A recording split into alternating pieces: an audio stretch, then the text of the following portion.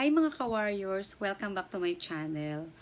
And for today's video ay i-share ko na sa inyo yung about dito sa aircon na to. Kung bakit nga ba ako nagpalit at nag-switch sa split type na aircon. Kung bakit ako nagpalit ng aircon. Kasi dati, kung followers kita at nagsusubaybay ka sa mga videos ko, lalong-lalo na regarding sa aircon, ay isa ka sa naka-witness noon kung anong gamit kong aircon. At yun yung inverter na window type ng TCL. So, for today's video, i-share ko sa inyo bakit nga ba ako nagpalit ng aircon. Yan. Binuksan ko muna nga itong aircon dahil ang init, katanghalian, alas 2 na ngayon ng hapon.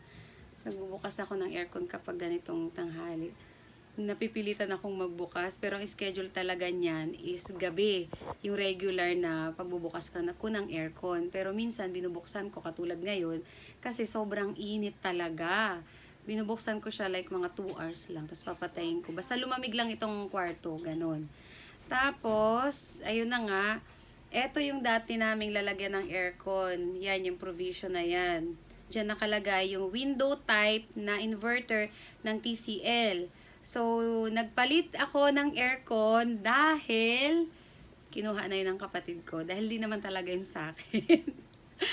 Yung aircon na yun ay sa kapatid ko na lalaki.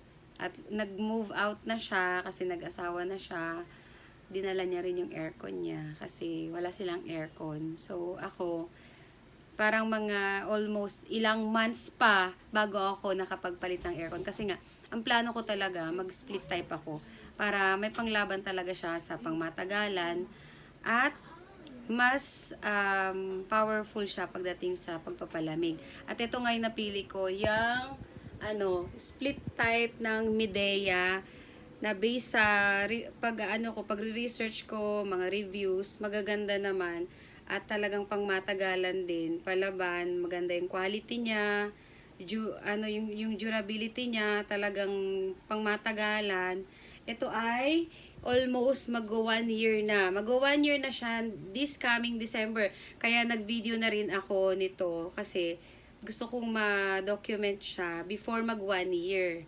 At this weekend nga, so Friday ngayon, bukas, Saturday, naka-schedule siya for cleaning. So, ayan. Ito ay 1.5 HP na ang kinuha ko para hindi siya ganun mahirapan sa pagpapalamig. At talagang totoo naman, sobrang bilis niyang magpalamig. Hindi ko na siya kailangang ibaba ng todo yung temperature para ma-reach niya yung tamang temp dito sa loob ng kwarto namin. Tapos itong kwarto namin, mga nasa 10 square meters itong laki ng kwarto namin at kayang-kaya niya talagang palamigin agad nang wala pang 1 oras. Ganyan. So, pagdating sa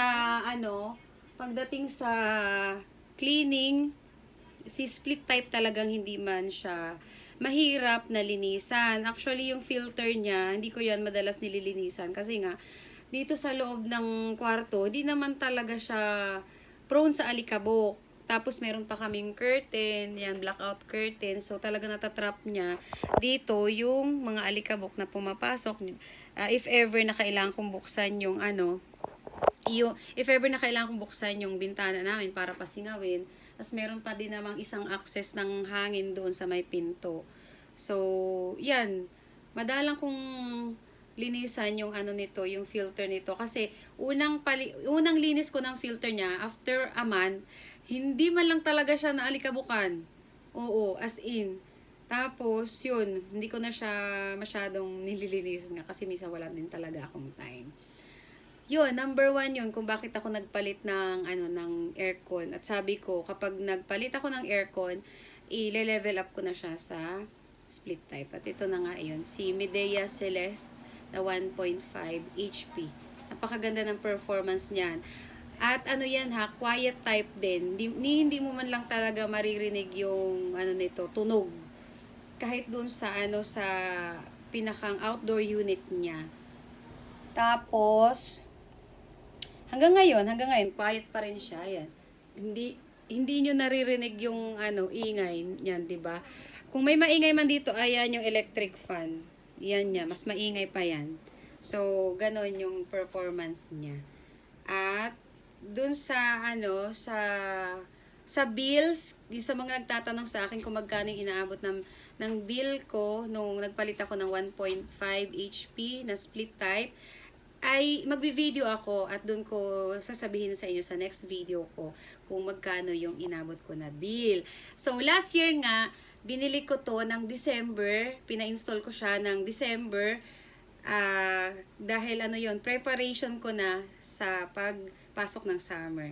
So, sabi ko, hindi pwedeng wala akong aircon bago dumating ang summer. So, last year December, nagpa-install ako niyan. Hindi ko lang talaga siya na-document dahil na busy na ako. Ang dami ko nang ginagawa.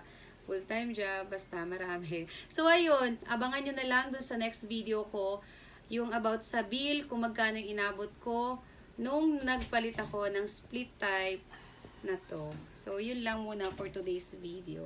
Bye!